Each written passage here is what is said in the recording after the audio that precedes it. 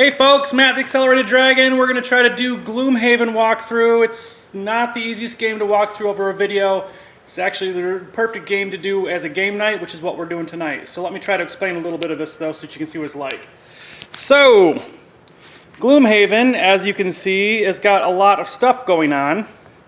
There's different clans available, coins of course, different roads and buildings and stuff. These are specialty buildings and level 4 buildings and level 6 buildings, and all that's kind of runs along a knowledge tree. You need to build this to build that kind of thing. So anybody who's seen like a Civilization game or an Age of Humans game or anything that has this, you have to learn how to use stone before you can build a masonry kind of thing. That's kind of what we're doing here. So the basics of this game are that your clan has some things that they can do, some things they can't do. Like this Savas here clan will start off with the ability to use stone, but they won't have the ability to use a population increase, or they won't be able to use diamond. So that's going to restrict them on some of the buildings that they can build. So these guys are going to have to trade if they're going to do any of these things. So that's actually the crux of this game, is that as you build your civilizations around here, and you get like different knowledges that you're going to work with, you're going to have gems or population and different things that you can learn for your clan, you're going to occupy different areas on the map. And different areas are going to give you different things, like wood, rock, clay, things, some of the basic materials. And then you build buildings on the different spaces to be able to produce different things. But then to get them connected, you have to have roads, which the roads are little tiles, and the roads will connect from one thing from one thing to another. And then if you have connections, then you have trade, and the trade will be able to build different buildings. But if your clan can't build it, then you're going to be like this clan doesn't have the ability to do diamond or gems, so it might not be able to build, a specific building. So if you want to build the higher buildings, the level 2 and level 3 buildings, you're going to have to trade with other people. So there's somebody else will be here, somebody will be over here. You have to get a road connecting the two, and then he's producing gems and he's producing stone, and then they build jewelry or something.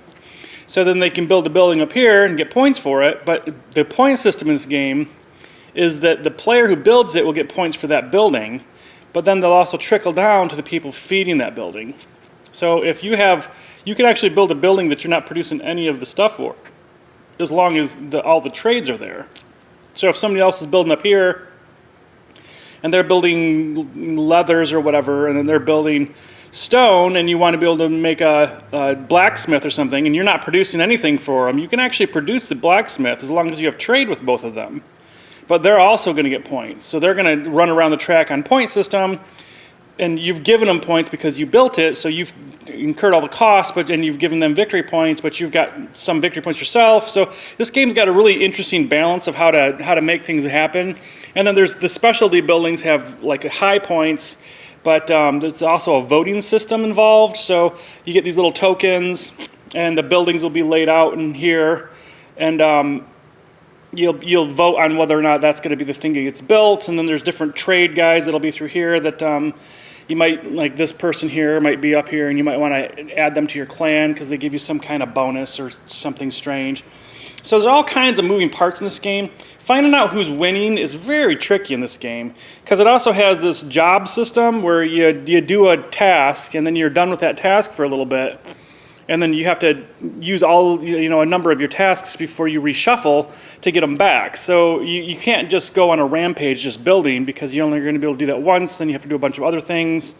So this game is very interesting in how it times things out. It doesn't allow you to run away. The point system doesn't allow you to just dominate the point system. It's a well-balanced game. I really do recommend for people to come and play it, because it's not the easiest concept to pick up if you're not used to it. So I prefer if people would come in and play this rather than just buy it and try to work it out at home. There's a lot going on, and all of these clans are not always on the board. This is not a massive game. It's 1 through 4 players, so you're only going to use 4 of these clans. You're not going to use all 8.